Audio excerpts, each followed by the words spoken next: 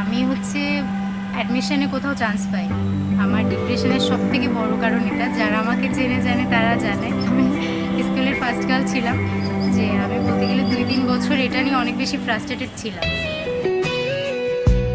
বেঁচে থাকার জন্য তবু আশা চাই, অন্ধকারের শেষে আলোতে পাই। তীব্র ঝড়ে ভাঙে না মন, বেঁচে থাকার জন্য চাই একটি কারণ।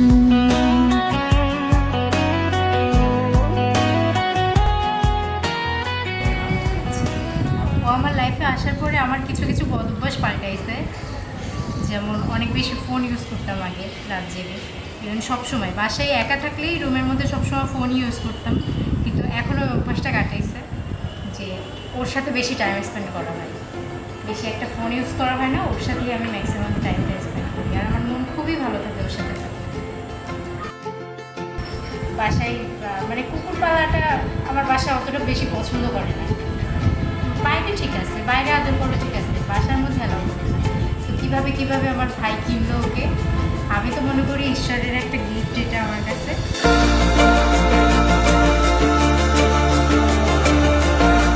আমি জানিয়ে রাখা ভালো যে আমি স্কুলের ফার্স্ট গার্ল ছিলাম।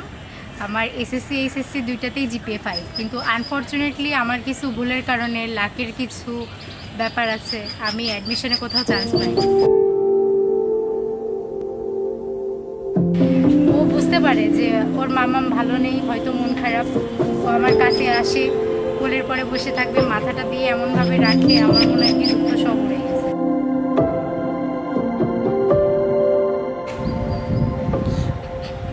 আর আমি যখন রুমে ঘুমাই তখন আমার রুমের সামনে ও একদম টান হয়ে বসে থাকে, কাউকে ঢুকতে দেবে না। যদিও আমি দরজা লক করে রাখি, তারপরেও রুমের সামনে থাকবে।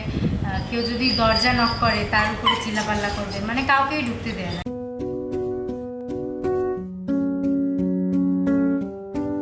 মাঝে মাঝে নিউজে অনেক খারাপ এক একটা জিনিস দেখি, যে মানুষ কুকুর পিটায় মেরে ফেলছে, পানিতে চুবাই মেরে ফেলছে।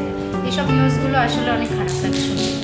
তো আমি চাই মানুষ ওদের ভালোবাসুক, খাইতে দিতে না পারলেও ওদের ভালোবাসুক, ওদের জন্য আঘাত না করে। পৃথিবীর একমাত্র প্রাণী যে কিনা মানুষের সাথে কোনো ধরনের শত্রুতা করে না, বিশ্বাসঘাতকতা করে না, শুধু ভালোবাসে। বুঝো তাই না? তুমি আমাকে ভালোবাসো না? লক্ষ্মী বাচ্চা।